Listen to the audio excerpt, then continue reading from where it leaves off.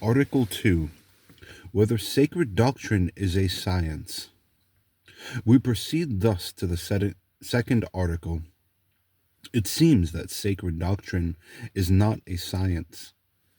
Objection 1. For every science proceeds from self-evident principles, but sacred doctrine proceeds from articles of faith, which are not self-evident, since they are not admitted by all. For all men have not faith. 2 Thessalonians chapter 3, verse 2. Therefore, sacred doctrine is not a science. Objection 2. Further, science is not of singulars, but sacred science treats of singulars, such as the deeds of Abraham, Isaac, and Jacob, and such like. Therefore, sacred doctrine is not a science. On the contrary, Augustine says, from De Trinity, I can't read Roman numerals, to this science alone belongs that whereby saving faith is begotten, nourished, protected, and strengthened. But this can be said of no science except sacred doctrine. Therefore, sacred doctrine is a science. I answer that sacred doctrine is a science. We must bear in mind that there are two kinds of sciences. There are some which proceed from a principle known by the natural light of the intellect, such as arithmetic and geometry and the like. There are some which proceed from principles known by the light of a higher science. Thus, the science of perspective proceeds from principles established by geometry, and music from principles established by arithmetic.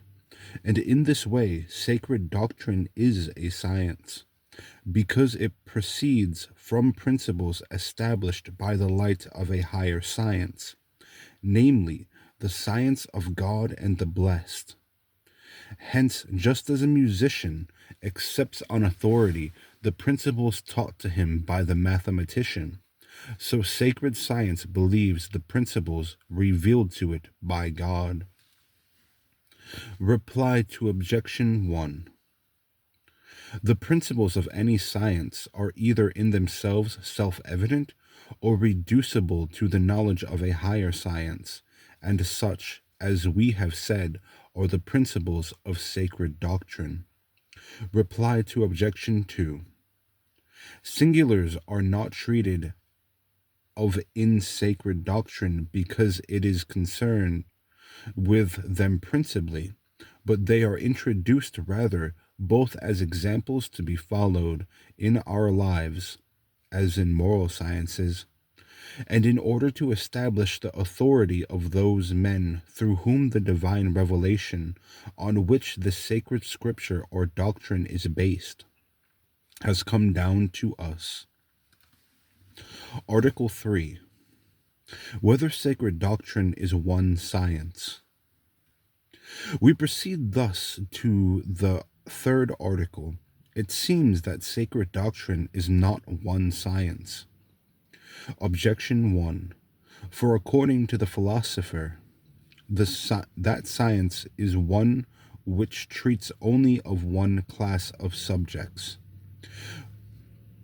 But the Creator and the creature, both of whom are created of in sacred doctrine, cannot be grouped together under one class of subjects. Therefore, sacred doctrine is not one science. Objection 2. Further, in sacred doctrine, we treat of angels, corporal creatures, and human morality. But these belong to separate philosophical sciences. Therefore, sacred doctrine cannot be one science. On the contrary, Holy Scripture speaks of it as one science. Wisdom gave him the knowledge, scientium, of holy things. Wisdom of Solomon, chapter 10, verse 10.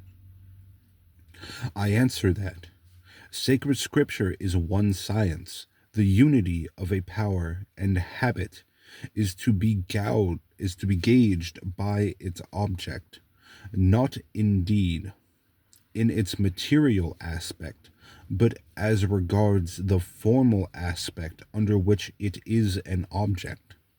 For example, man, ass, stone agree in the one formal aspect of being colored, but color is the formal object of sight.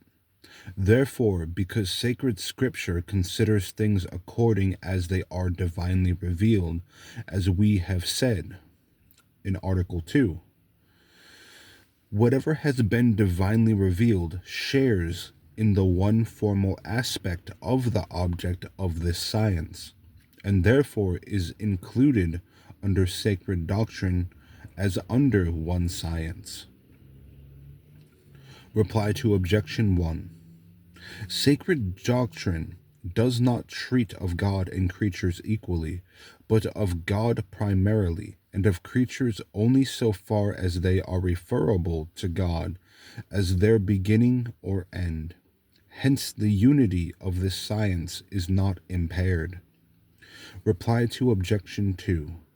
Nothing prevents inferior powers or habits from being differentiated by something which falls under a higher power or habit as well, because the higher power or habit regards the object under a more universal formal aspect, just as the object of the common sense is whatever affects the senses, including whatever is visible or audible.